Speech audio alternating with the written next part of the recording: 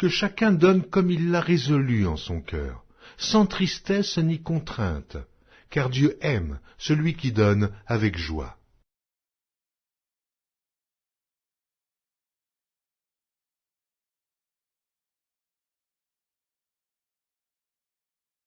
Car tout ce qui est dans le monde, la convoitise de la chair, la convoitise des yeux et l'orgueil de la vie, ne vient point du Père, mais vient du monde.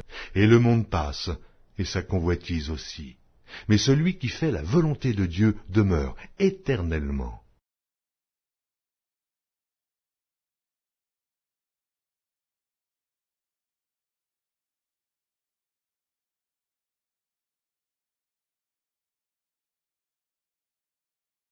C'est moi qui ai fait la terre, et qui sur elle ai créé l'homme?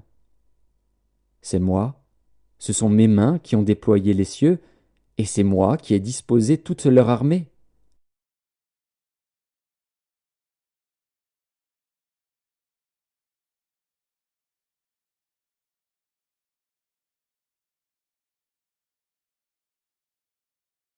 Ou quel roi, s'il va faire la guerre à un autre roi, ne s'assied pas d'abord pour examiner s'il peut, avec 10 000 hommes, marcher à la rencontre de celui qui vient l'attaquer avec 20 000?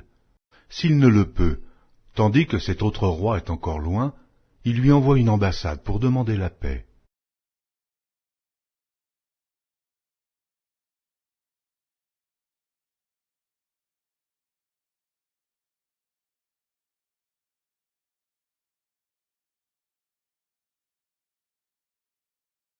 Mais par-dessus toutes ces choses, revêtez-vous de la charité, qui est le lien de la perfection.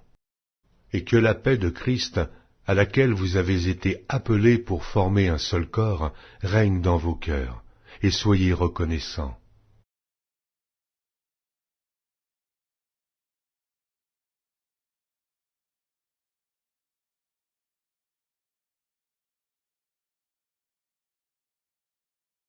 D'où viennent les luttes? Et d'où viennent les querelles parmi vous? N'est-ce pas de vos passions qui combattent dans vos membres? Vous convoitez, et vous ne possédez pas. Vous êtes meurtriers et envieux, et vous ne pouvez pas obtenir. Vous avez des querelles et des luttes, et vous ne possédez pas, parce que vous ne demandez pas. Vous demandez, et vous ne recevez pas, parce que vous demandez mal, dans le but de satisfaire vos passions.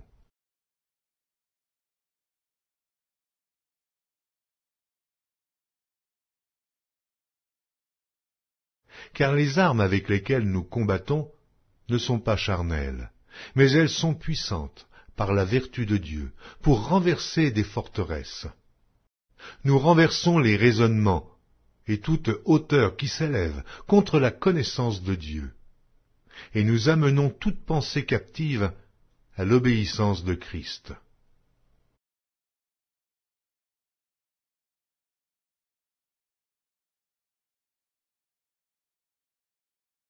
Avant d'avoir été humilié, je m'égarerai. Maintenant, j'observe ta parole.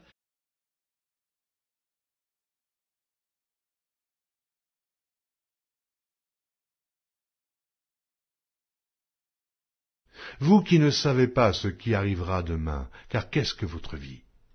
Vous êtes une vapeur qui paraît pour un peu de temps et qui ensuite disparaît.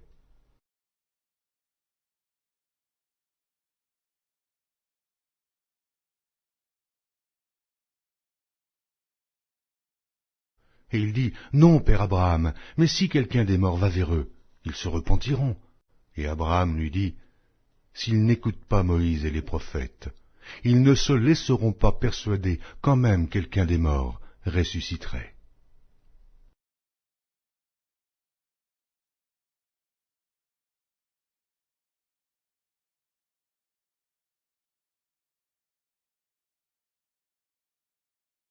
Et comme il est réservé aux hommes de mourir une seule fois, après quoi vient le jugement, de même Christ, qui s'est offert une seule fois pour porter les péchés de plusieurs, apparaîtra sans péché une seconde fois à ceux qui l'attendent pour le salut.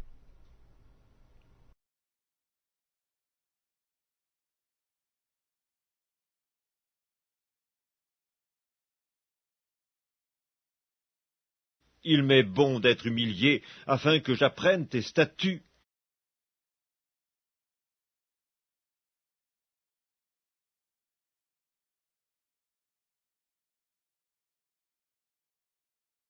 Quand le Consolateur sera venu, l'Esprit de vérité, il vous conduira dans toute la vérité, car il ne parlera pas de lui-même, mais il dira tout ce qu'il aura entendu, et il vous annoncera les choses à venir.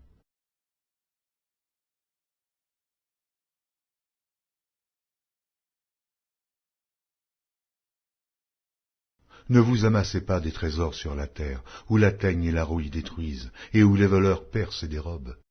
Mais amassez-vous des trésors dans le ciel, où la teigne et la rouille ne détruisent point, et où les voleurs ne percent ni ne dérobent. Car là où est ton trésor, là aussi sera ton cœur.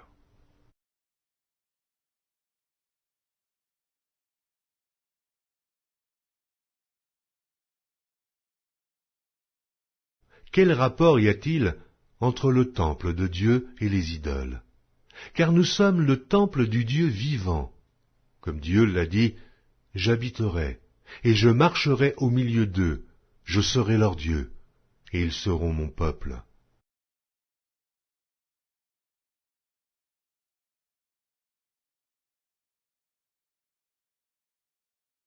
Ne nous jugeons donc plus les uns les autres, mais pensez plutôt à ne rien faire, qui soit pour votre frère une pierre d'achoppement ou une occasion de chute. Je sais, et je suis persuadé par le Seigneur Jésus, que rien n'est impur en soi, et qu'une chose n'est impure que pour celui qui la croit impure.